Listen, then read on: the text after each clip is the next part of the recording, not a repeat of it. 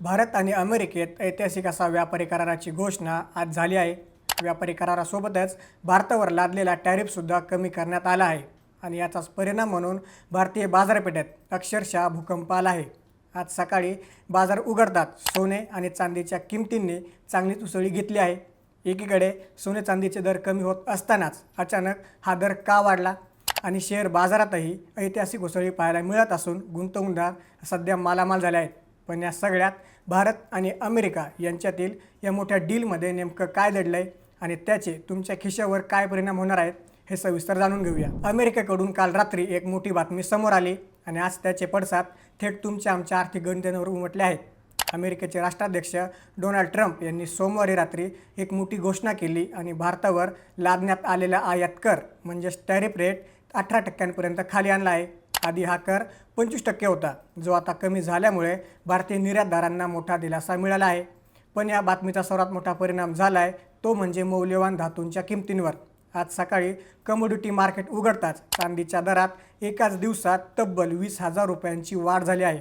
या प्रचंड वाढीमुळे 1 किलो चांदीचा दर आता 2.5 लाख रुपयांच्या पार गेला आहे।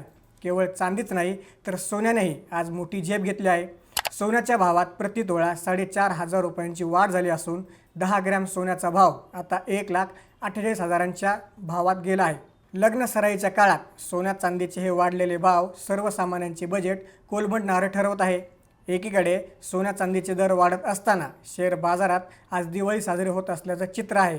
आज सकाळी शेअर बाजार उघडतात सेन्सेक्स 2200 अंकांनी तर निफ्टी 700 अंकांनी वधारला आहे। अमेरिकेने आयात दर कमी केल्यामुळे भारतीय कंपन्यांना अमेरिकेत माल विकणे स्वस्त होणार आहे, ज्यामुळे गुंतवणूकदारांमध्ये आनंदाचं वातावरण आहे।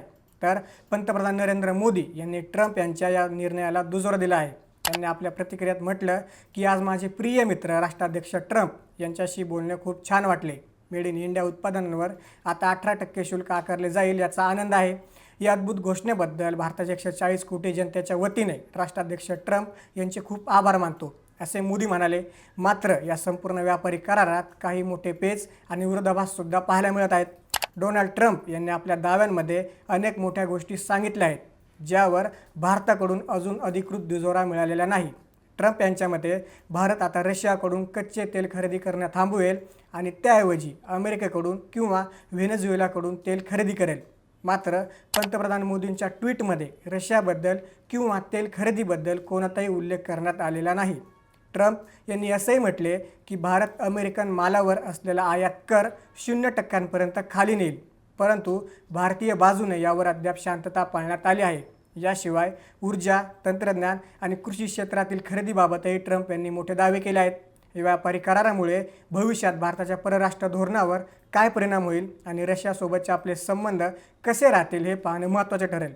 तुर्तास तरी अमेरिकेच्या या निर्णयाने भारतीय बाजारपेठेत मोठी उलथापालथ घडवून आणली आहे हे मात्र निश्चित। याबद्दल तुम्हाला काय वाटतं? तुमचं मत खाली कमेंट्समध्ये नक्की सांगा आणि अशाच प्रकारच्या घडामोडी जाणून घेण्यासाठी थोडक्यातला नक्की सबस्क्राईब करा।